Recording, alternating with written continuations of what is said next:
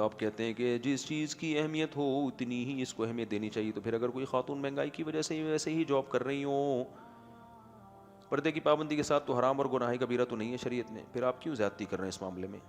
میں نے تو زیادتی نہیں کی. میں نے کہا بھائی میں تو، میرا اپنا معمول یہ ہے، ہم نے اپنے گھر میں اناؤنسمنٹ کی ہوئی ہے کہ ہماری گھر کی خواتین کو، بچیاں ہوں یا گھر والے ہوں، بالکل گھر سے باہر جاب کرنے کی اجازت نہیں ہے. یہ میں نے اپنا معمول بتایا نا، میں کوئی فتویٰ تھوڑی دے رہا ہوں. روکھی سوکھی کھا لو، فاقے کر لو، ہماری پرمپرا ہے کہ گھر کی عورت گھر کے اندر، یہ ہماری پرمپرا ہے، میرا اپنا مزاج ہے. سمجھتے ہو؟ میں نے اپنے حالات بھی بتائے جمعے کے بیان میں، کچھ تھوڑے سے ماضی کے حالات. ہم نے کہا بھائی کچھ بھی ہو، روکھی سوکھی کھائیں گے، ہماری پرمپرا ہے.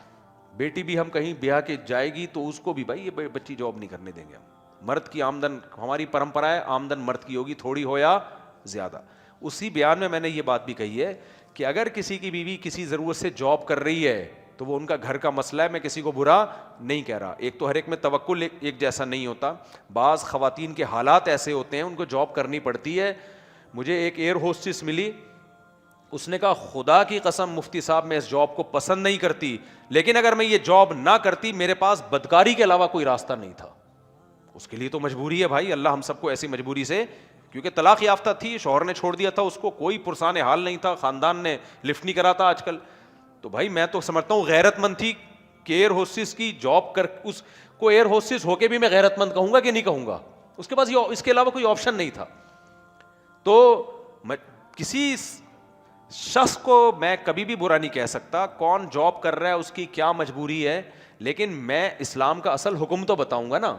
اسلام چاہتا یہ وقرنا فی بیوتکن، عورت کی ذمہ داری گھر کی چار دیواری. سمجھتے ہو؟ یہ شعر یاد کر لو، عورت کی ذمہ داری گھر کی چار دیواری. تو ہماری پرمپرا یہی ہے.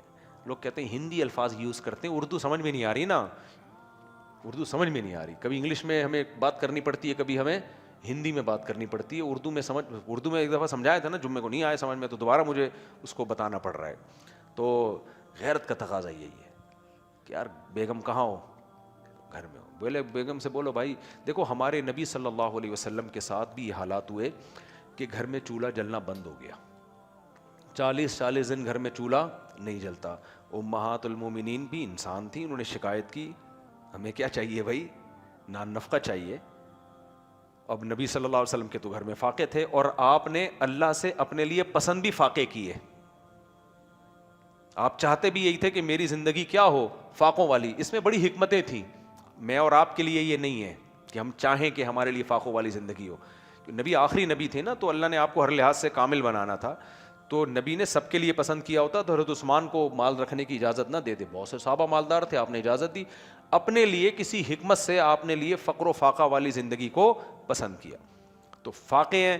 تو جب نبی کی ازواج نے کہا کہ گھر میں یہ مسائل ہیں، تو آپ نے کیا فرمایا؟ تعالینا امتعکن واسرحکن سراحا جمیلا. ٹھیک ہے میں تمہیں کچھ مال دے دیتا ہوں اور تمہیں اختیار دیتا ہوں، اپنے اوپر طلاق واقع کر لو اور آزاد ہو جاؤ، پھر جہاں چاہو نکاح کرو. لیکن اگر اللہ رسول چاہیے تو اسی غربت میں گزارا کرنا پڑے گا. سمجھ میں آ رہی ہے بات کہ نہیں آ رہی ہے؟ تو یہ جو ہے کیا نام ہے، پھر وہ الگ بات ہے امہات المومنین نے نبی ہی کو اختیار کیا، نہیں بھی ہمیں یہ غربت راز ہے لیکن آپ کے نکاح میں ہم رہنا چاہتے ہیں. اس کے بعد پھر کبھی مطالبہ نہیں کیا انہوں نے. تو ہمارے گھر میں الحمدللہ ایسے نہیں فاقے ہوتے، کسی کے گھر میں نہیں ہوتے فاقے. لیکن ذرا سی باتوں پہ یار ایکچولی 10 لاکھ روپے آدمی کما رہا ہے، ایکچولی گزارا نہیں ہوتا. ہم دونوں مل کے جاب کرتے ہیں تو آدھا بچہ پل رہا ہے اس میں، آدھا اس لیے کہ ابھی پیدا نہیں ہوا کمبخت، وہ ابھی سے اتنے خرچے ہیں. میں نے ایک دفعہ کہا میرے 19.25 لوگوں نے کہ سوا کے کیا مطلب؟ میں نے کہا تو نہیں سمجھے گا. پھر میں نے کہا 19.25 ہو گئے. کہہ رہے 19.25 کا کیا؟ میں نے کہا نہیں ابھی تو چھوڑ دے، تو ہمارے لیول کا، تو ہمارے ٹخنے کے برابر نہیں ہے تو. میں نے کہا اس کے لیے 1 سال میرے بیانات میں آؤ، پھر 19.25 اور 19.25 کا مطلب سمجھو گے تم. سمجھ رہے ہو بات کو؟ یہ میں مذاق کر رہا ہوتا ہوں ان سے، میں نہیں کوئی تکبر نہیں کر رہا ہوتا، لیکن خیر. تو اب میری ذمہ داری ہے نا لوگوں کو بتاؤں یہ کون سا کلچر ہے یار. تمہارے بچے بھی نہیں ہیں، 1 2 بچے لے کے تم گھوم رہے ہو، اور تم کہہ رہے ہو دونوں کا جب تک دونوں یورپ امریکہ میں تو ایسا ہی ہے. کہہ رہے ایکچولی جب تک مل کے نہ کمائیں تو گزارا نہیں ہوتا. کمبختوں پھر امریکہ گئے کیوں ہو تم تو گئے اس لیے کہ وہاں دولت زیادہ ہے. اس سے اچھے تو یہاں نہیں ہے. 20 بچوں کو لوگ پال رہے ہوتے ہیں, ایک آدمی بیوی کو بھی کھلا رہا ہے, 20 نہیں تو 4 بچوں کو تو کھلا ہی رہا ہوتا ہے. جاتے ہیں یورپ میں امریکہ میں کہ پیسہ ہے, اور وہاں جا کے کیا کر رہے ہیں, ایکچولی یہاں گزارا نہیں ہے. گزارا نہیں ہے تو پھر وہیں رہ لیتے پاکستان میں یار. تو کھوپڑی آؤٹ ہوئی ہے. تو سب مل کے جاب کر رہے ہیں. تو میں دیکھ رہا ہوں کلچر تباہ ہو رہا ہے. اس کے سائڈ افیکٹ اتنے زیادہ, بیویوں پہ اعتماد آہستہ آہستہ ختم. اعتماد یار پتہ نہیں آفس میں کیا ہو رہا ہے اس کے ساتھ, بیوی کو شوہر پہ اعتماد, شوہر کو بیوی پہ اعتماد, اتنے مسائل ہیں نا اس کے. تو ہم قرآن کو مانتے ہیں یار. اللہ نے کہہ دیا وَعَلَى الْمَوْلُودِ لَهُ رِزْقُهُنَّ وَكِسْوَتُهُنَّ بِالْمَعْرُوفِ, کہ خرچہ سارا کس کے ذمے ہے, مرد کے ذمے ہے. قرآن کہتا ہے الرجال قوامون علی النساء بما فضل اللہ بعضهم علی بعض وبما انفقوا من اموالهم, مرد گھر کا سربراہ ہے کیونکہ خرچ کرنا کس کے ذمے ہے, مرد. جب اللہ نے ڈال دیا آدمی کے ذمے ہے تو پھر اس سے جاب کیوں کرا رہے ہو تم. ہاں کچھ فیلڈ ایسی ہیں جس میں خواتین کی ضرورت ہے, جیسے میڈیکل سائنس کی فیلڈ میں. اب کسی کی بیوی ڈاکٹر ہو, اس کو تو میں مشورہ دیتا ہوں بھائی سے کلینک انسانیت کی خدمت کی نیت صحیح کروا لو, کلینک کھولے یہ, تاکہ اس کی جو قابلیت ہے وہ فائدہ تو ہو نا امت کو. خواتین کا ہی علاج کر لے, پھر فیس بھی لے لے, اس پہ کیا جا رہا ہے. لیکن ہر فیلڈ میں گھسیڑ رہے ہیں. کال سینٹر میں لڑکیاں, اب تو دکانوں میں بھی ریسپشن پہ لا کے کس کو بٹھا دیا ہے, جم خانوں میں لڑکیوں کو ریسپشن پہ, وہاں لڑکے ڈولے دکھاتے ہوئے آ رہے ہوتے ہیں اس کو, یہ دیکھو جا رہا ہوں, واپسی بھی ڈولے دکھاتے ہوئے جا رہے ہوتے ہیں. اس نے اتنے ڈولے دیکھ لیے, اب اس کے شوہر کے اگر ڈولوں کا سائز وہ نہ ہوا, اس کو میاں پسند آئے گا؟ کیا خیال ہے؟ وہ کہے گی یار ادھر تو ایسے ایسے میں نے بندے دیکھے ہیں, یہ کیا ہے, یہ کیا ہے. ابھی میں زیادہ ڈیٹیل میں نہیں جاتا. ہر جگہ موبائل بیچنے کے لیے کون بیٹھی ہوئی ہے, لڑکی. موبائل کا لڑکی سے کیا تعلق. بائک پہ جو ہے نا ایڈ آ رہا ہے تو لڑکی بٹھائی ہوئی ہے. کیا جمشید کو بٹھا کے بائک پہ نہیں لے جا سکتا؟ عورت ہے, یہ کیا ہے بنا دیا یار. تو جو مجبوری میں کر رہی ہیں بھائی. میں کسی کو, میں نے بتایا کسی شخص کو, میں شخص واحد کو, کسی عورت کو برا نہیں کہتا, اس کی وہ مجبوری وہ جانے. لیکن میرے بھائی یہ یورپ سے آیا ہوا کلچر ہے. یہ گوروں پہ جچتا ہے, کافروں پہ جچتا ہے, مسلمانوں پہ نہیں جچتا. مجھے ایک جملہ یاد آتا ہے, ہمیں یاد ہے ہم بچپن میں بڑا سنا کرتے تھے کہ بہنوں کا کام ہے بھائیوں سے کھانا. عورتیں خود کہتی تھیں, ان کو یہ احساس تھا ہمارے مردوں کا کام ہمیں کھلانا ہے, ہم نے گھر میں شہزادیوں کی طرح رہ کے کھانا ہے. عورتیں کہتی ہیں ہم شہزادیوں کی طرح نہیں کھا رہے, بس کرو, جھوٹ مت بولو, تمہارا میاں خان سامہ ہے, جس دن 6 انڈے نہ لے کر آئے دیکھو اس کا حال کیا ہوتا ہے, مکھن لانا بھول جائے حال کیا ہوتا ہے. تو شہزادیوں کی طرح ہی تو کھا رہی ہو. لڑتی ہیں اپنے میاں سے, لڑیں بھائی, لڑنا بھی چاہیے ان کو. بھائی اب رخصت کر کے لائے ہو تو گیس بجلی کا بل تم دو گے, بچوں کی پڑھائی کے پیسے تم دو گے, لڑتی ہیں اس پہ. تو لڑنا اس کی علامت ہے کہ وہ سمجھتی ہیں کہ ہمارا یہ رائٹ ہے. تو شہزادی نہیں ہوئی تو اور کیا ہوئی. جاب کا سلسلہ اگر شروع ہو گیا میرے بھائی, تو سب سے پہلے آہستہ آہستہ مرد اپنی ذمہ داری سے ہاتھ کھینچے گا. وہ کہے گا جب آدھا بل تو دے گی آدھا میں دوں گا. اس کے بعد مرد ایسا اپاہج ہوگا نا, وہ کہے گا پورا بل تو دے گی, بچوں کی فیسیں بھی, بچہ جنے گی بھی تو, خرچہ بھی تو اٹھائے گی. یہ ملکوں میں ہو چکا ہے, بہت سے ملکوں میں یہ ہو چکا ہے کہ مرد 1 روپے خرچ نہیں کرتے, سارا خرچہ عورت. ابھی تو یہ ہو گیا نا گرل فرینڈ اور بوائے فرینڈ اپنے اپنے خرچے پہ دوستیاں. کچھ وقت کے بعد ایسے ملک بھی ہیں, یہ حقیقت بن چکی ہے کہ گرل فرینڈ بوائے فرینڈ کو اپنے خرچے پہ پالتی ہے. سمجھتے ہو؟ نہیں آ رہی سمجھ تو جاؤ بھاڑ میں, ایسی کی تیسی کماؤ بیگم سے بولے جاؤ بیگم. غیرت پیدا کرو, غیرت کے بعد سب کچھ سمجھ میں آ جاتا ہے. جب غیرت ہی نہ ہو تو پھر نہیں آتا سمجھ میں. کبھی کبھار نا میرے پاس آ کے بیٹھا کرو, جو فیملیوں کے کیسز آتے ہیں, لوگوں کے راز فاش نہیں میں کرنا چاہتا کہ کس قدر معاملات خراب ہو رہے ہیں. اور یہ دور الگ دور ہے. آپ کی بیوی خوبصورت ہے نا, کوئی نہیں دفتر میں چھوڑے گا, اس کو بتا رہا ہوں. بڑے حرام خور بیٹھے ہوئے آج کل, بس صورت ہے تو کوئی لفٹ نہیں کرائے گا. تم خود ہی نہیں کراؤ گے تو باقی کون کرائے گا. آج کل عورت کی قیمت پتہ ہے کیا ہے؟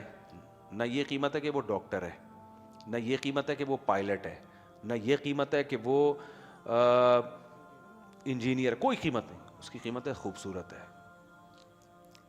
ہر مرد لائن مارنے کی کوشش کرے گا اس کو, چاہے وہ میرڈ ہو چاہے وہ ان میرڈ ہو.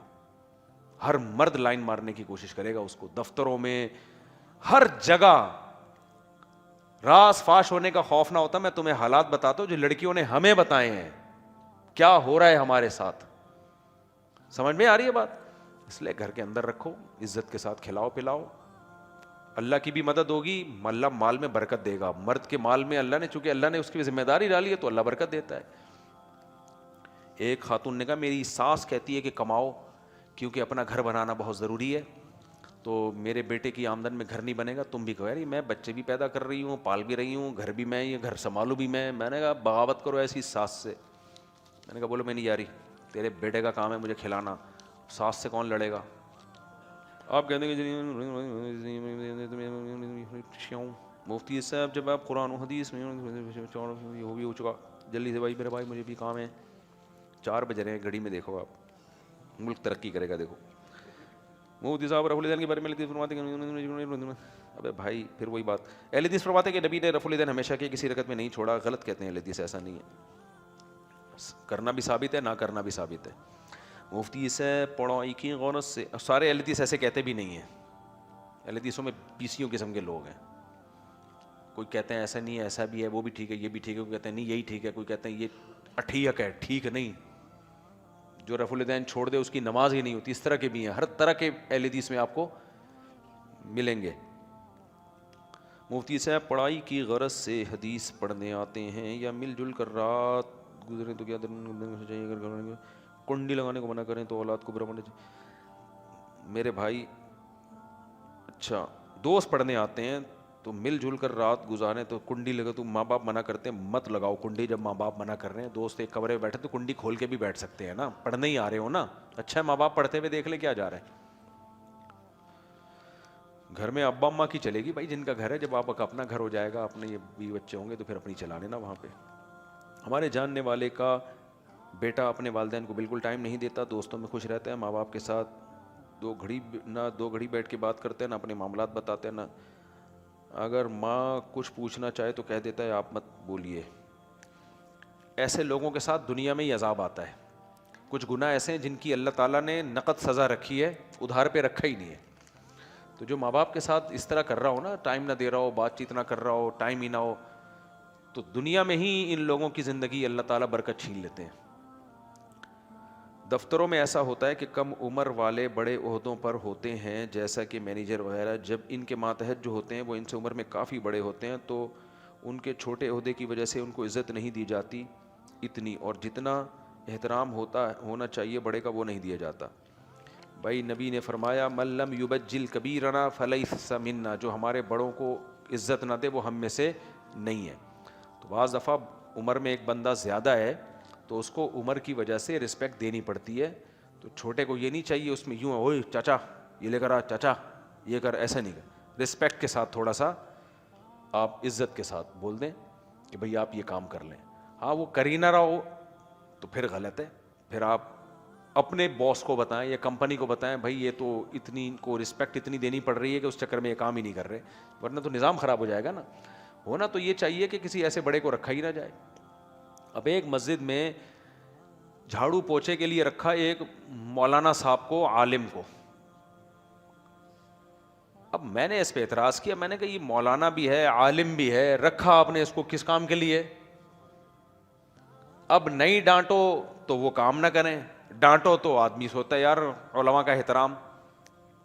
تو میں نے کہا یہ کام ہی غلط ہوا ہے. کمیٹی سے میں نے کہا کہ نہیں رکھنا.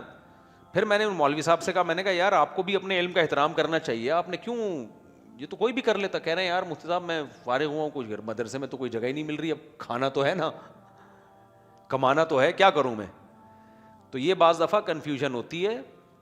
تو پھر ان کو میں نے مشورہ دیا آپ کہیں بچوں کو پڑھا دیں, کہیں چلے جائیں, یہ کام نہ کریں آپ, کیونکہ پھر وہ جب کوتاہی تو ہوتی ہے, ماتحت جتنے بھی ہیں چاہے وہ کوئی بھی ہو, کبھی جھاڑو نہیں لگائے گا تو آپ کو بولنا بھی مصیبت ہے, نہیں بولنا بھی مصیبت. امام ابو یوسف رحمۃ اللہ علیہ کو امام حنیفہ نے نصیحت کی تھی کہ کسی بوڑھے کے ساتھ نہیں چلنا. کہا کہ اگر تم پیچھے چلو گے تو ان کی علم کی بے احترامی ہوگی, سمجھ رہے ہیں نا, اور تم آگے چلو گے تو اس کے بڑھاپے کی بے اکرامی. تو بڑا بیلنس رکھنا بڑا مشکل ہوگا. تو ایسا کام ہی نہ کرو. سمجھ رہے ہیں؟